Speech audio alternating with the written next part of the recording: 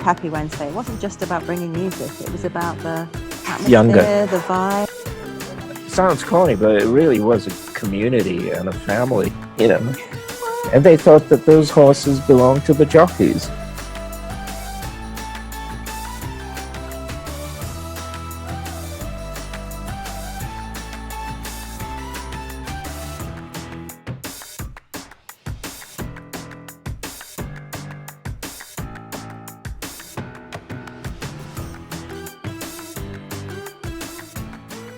Happy Wednesday. It wasn't just about bringing music, it was about the atmosphere, Younger. the vibes.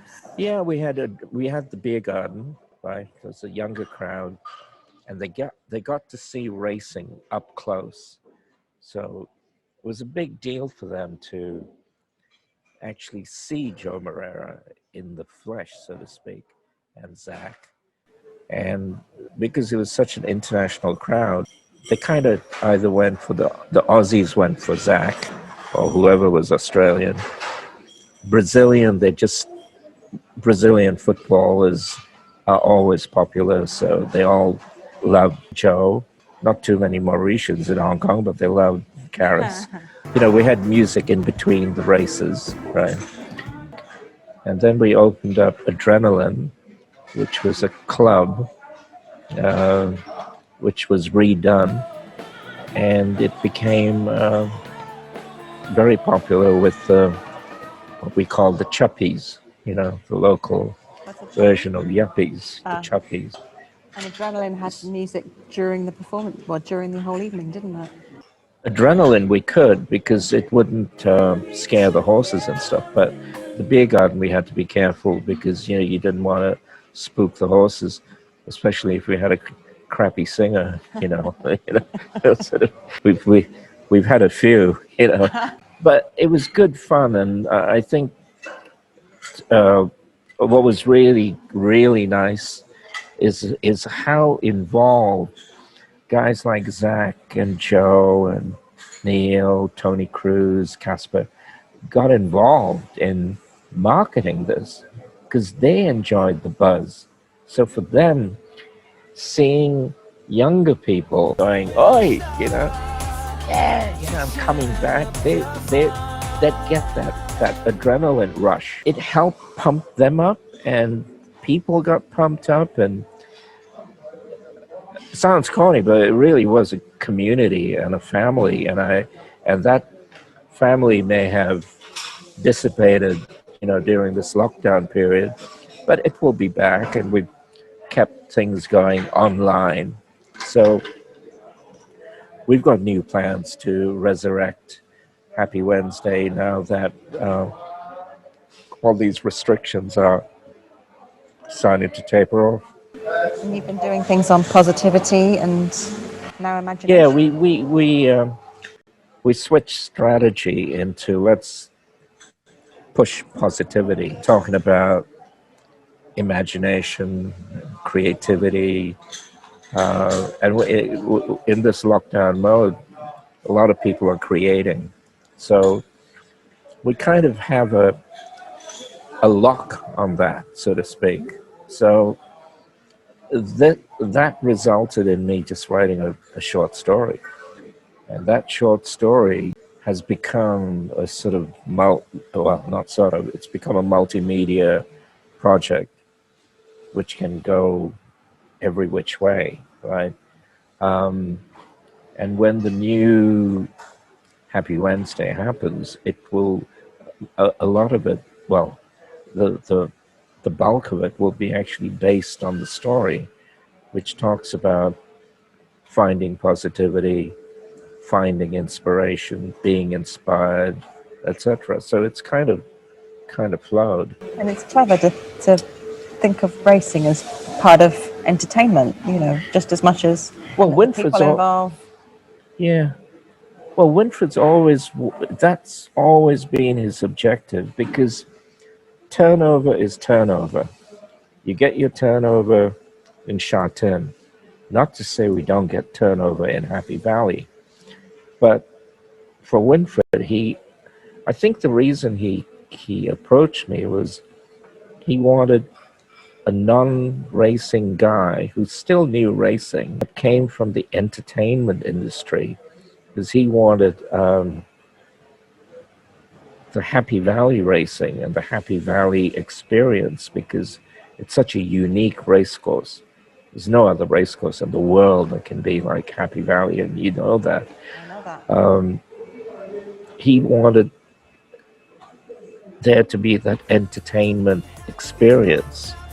So people aren't coming there as hardcore people and talking about ratings and barrier draws. And I mean, come on, when Happy Wednesday first opened and I was talking to these girls, they actually thought that the same horses ran in every race, right? Not so stupid, you know.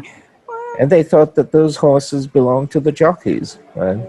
And the jockeys were wearing hideous outfits they couldn't understand, and Why some the were bright designers, colours? huh? Yeah. Those Why bright the bright colors were, colours? yeah.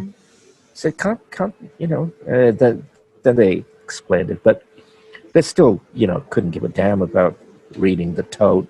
You know, it's always now 9 years later, it's come down to they quote unquote know Zach or whoever's been here before, like Douglas, and they go with their gut.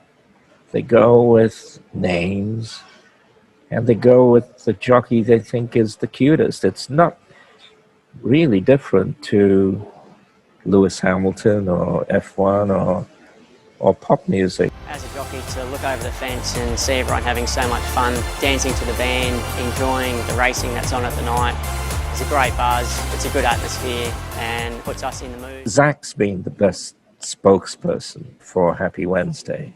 He's seen it all and we've talked, and he knows the strategy and he's very good at it.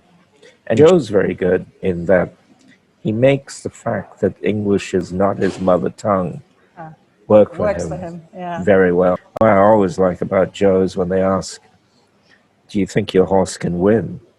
He always answers with the rhetorical, you know, why not? So what can you say?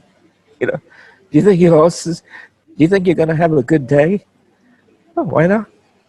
You know? So what's next for Happy Wednesday? When you Oh, open that up would be again? telling. But I think the idea of the story, taking the idea of the story into Happy Wednesday, opens it up in many, many different ways. And I would love to do racecourse gardens, you know, the like the Kardashians that fly on the wall, you know, of the things that go on at racecourse gardens, the jockeys' wives, the girlfriends, you know, the jealousy, the bitching, you know, it's just a movie waiting to happen.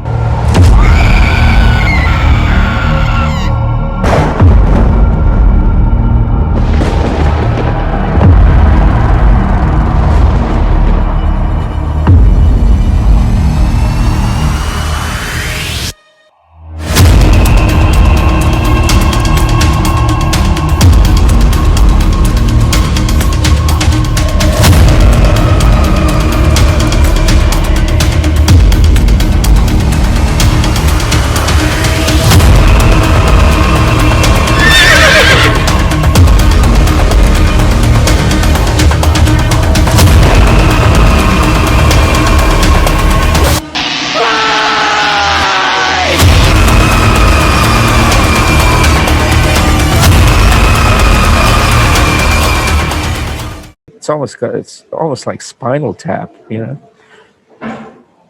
Fingers crossed. Okay, what hit or what artist or what thing have you done that's closest to your heart? What I'm most proud about are the people I've interviewed.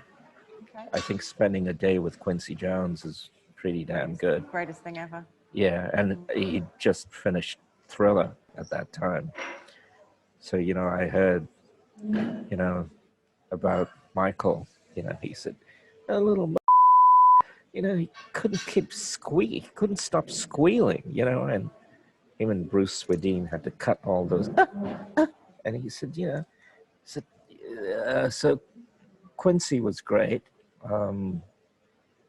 Polanski was scarily good because it was right after the Manson thing, and before he had to depart the shows. And he showed me this book called Los Negritos, which I won't forget, where the fastest gunslingers in America, in the West, were actually black. They were slaves. And he'd bought the rights to make this surreal Western. And funnily enough, he wanted Sammy Davis Jr. in the main role, because Sammy Davis Jr. was the fastest draw in Hollywood, when it comes to drawing a gun, right? But he ended up, I think, making The Buccaneers, and then he buggered off to Paris. So that was a highlight. But I think, looking back, probably Happy Wednesday, because that was 9 years of Happy Wednesday, and to actually be a game changer in horse racing, which is a pretty one-dimensional sport. I think was really good, and to have the support of Winfred. But now it comes to the point where, be still, my restless heart, because I need to move on, right? I got other things I want to do. Well, it's probably the right place to stop then on Happy Wednesday.